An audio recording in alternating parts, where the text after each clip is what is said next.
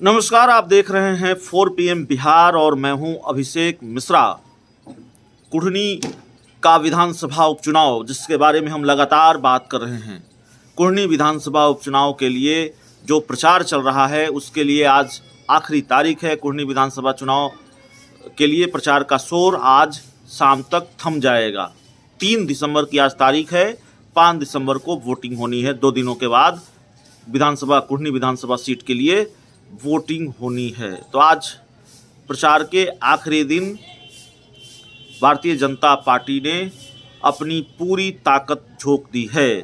प्रचार के आखिरी दिन भारतीय जनता पार्टी ने मजबूत प्रचारकों को मैदान में उतार दिया है। भारतीय जनता पार्टी ने चिराग पासवान को मैदान में उतारा है। बीजेपी की तरफ से बीजेपी के जो उम्मीदवार हैं केदार गुप्ता, उनके प्रचार के लिए उनके लिए रोड शो करने चिराग पासवान कुढ़नी गए हैं। लेकिन मामला थोड़ा दिलचस्प है। गोपालगंज और मोकामा की तरह भारतीय जनता पार्टी को शायद चिराग पासवान पर पूरी तरह से भरोसा नहीं है।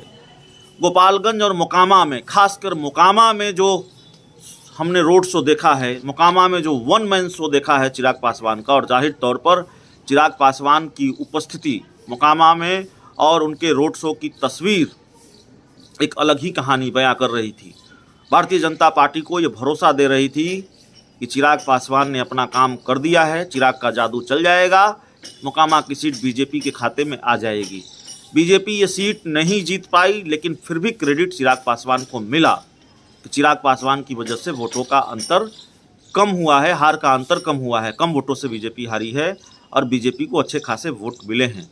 महागठबंधन ने भी क्रेडिट दिया। मांझी की पार्टी हिंदुस्तानी आवाम मोर्चा ने कहा मोकामा में बीजेपी को जो भी वोट मिले हैं वो चिराग पासवान की वजह से मिले हैं।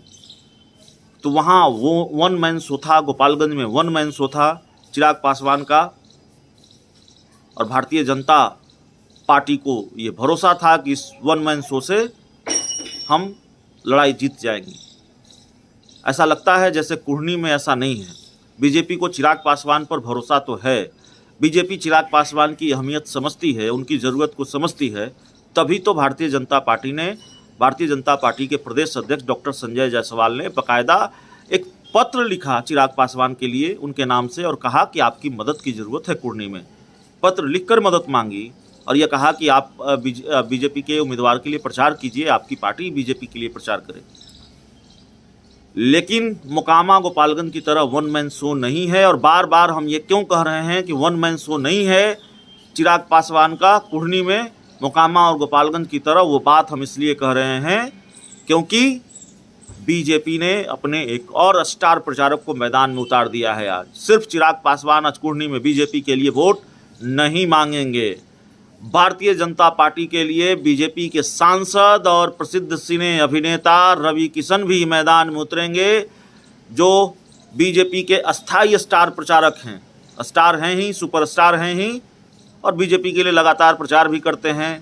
तो बिल्कुल रवि किशन भी बीजेपी उम्मीदवार के लिए वोट मांगेंगे। तो यहाँ वन मैन शो नहीं है, 2 मैन शो है।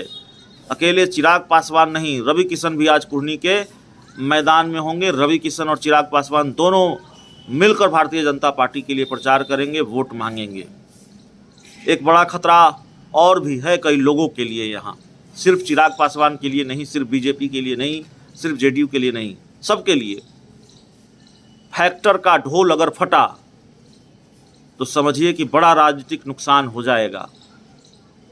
वो ढोल चिराग पासवान फैक्टर का, चिराग फैक्टर का भी, वो ढोल नीतीश फैक्टर का भी, वो ढोल मुकेश सहनी ने जो दावा किया है माछ भात फैक्टर, उन्होंने कहा है कि माछ मतलब मल्लाह और भात मतलब भूमिहार, दोनों मिलकर कुढ़नी की विधानसभा सीट वीआईपी पार्टी के खाते में डालेंगे। माछ भात फैक्टर काम करेगा। तो माछ भात फैक्टर का ढोल, तेजस्वी यादव ने लालू कार्ड खेला है, लालू फैक्टर का ढोल, किस फैक्टर का ढोल फटेगा, किस फैक्टर का ढोल बचेगा, इतना तय है। जिस फैक्टर का ढोल फटेगा उस खेमे को, उस पार्टी को राजनीतिक नुकसान होगा, उस पार्टी के बड़े नेताओं को राजनीतिक नुकसान होगा, बहुत कुछ दांव पर लगा हुआ है कुढ़नी में। ये बात हम बार बार कह चुके हैं और ये बात बहुत आम हो चुकी है, ये बात बार बार हमें कहनी पड़ रही है। कल बिहार के मुख्यमंत्री नीतीश कुमार कुढ़नी गए, बीजेपी के लिए, माफ़ कीजिएगा, जेडीयू के लिए वोट मांगा, अपने उम्मीदवार मनोज कुशवाहा के लिए वोट मांगा। तेजस्वी यादव भी लगातार जेडीयू के लिए प्रचार करते रहे, जेडीयू उम्मीदवार के लिए वोट मांगते रहे, तो ताकत तो जेडीयू ने भी लगाई है। मुकेश सहनी ने भी जिनको उम्मीदवार बनाया है वहाँ से नीलाभ कुमार, वो भी कमज़ोर उम्मीदवार नहीं हैं। और दूसरी तरफ मुकेश सहनी ने भी पूरी ताकत लगाई है। मुकेश सहनी ने इस लड़ाई को त्रिकोणीय बना दिया। जैसे ही मुकेश सहनी की एंट्री कुढ़नी के विधानसभा उपचुनाव में हुई है, ये लड़ाई त्रिकोणीय हो गई है। एक तो नीलाभ कुमार भूमिहार जाति से आते हैं, उनके दादा साधु शरण शाही 4 बार के वहाँ से विधायक रहे।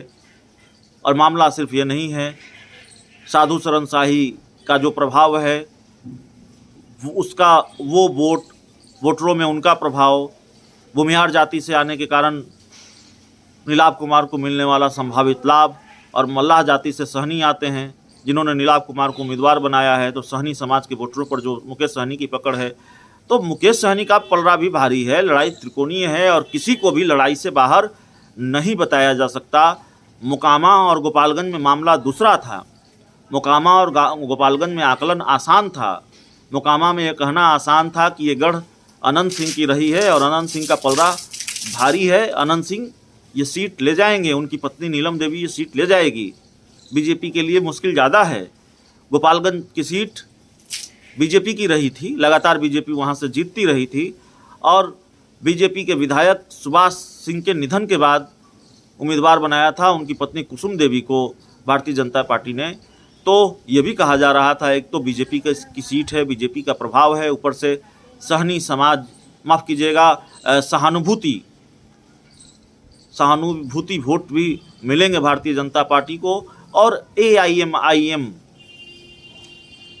ने अपने उम्मीदवार वहाँ उतारे थे, साधु यादव ने उम्मीदवार उतारे थे। साधु यादव AIM दोनों RJD को नुकसान पहुंचा रहे थे, दोनों से RJD को नुकसान का खतरा था। हुआ भी यही, बहुत कम अंतर से सही, लेकिन RJD ये सीट हार गई। ये सीट गोपालगंज की सीट बीजेपी के खाते में आई। तो यहाँ भी मामला वही है, यहाँ भारतीय जनता पार्टी जीतेगी, मुकेश सहनी जीतेंगे, जेडीयू जीतेगी, ये कहना मुश्किल है।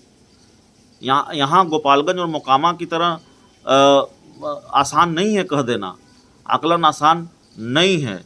और इसीलिए बीजेपी शायद वन मैन शो के भरोसे नहीं रहना चाहती, चिराग पासवान के भरोसे सिर्फ नहीं रहना चाहती, और शायद यह भी नहीं चाहती है कि अगर ये सीट बीजेपी के खाते में आए तो क्रेडिट चिराग पासवान ले जाए, चिराग फैक्टर को क्रेडिट मिले। इसीलिए शायद बीजेपी ने रवि किशन को भी मैदान में उतार दिया है। बहुत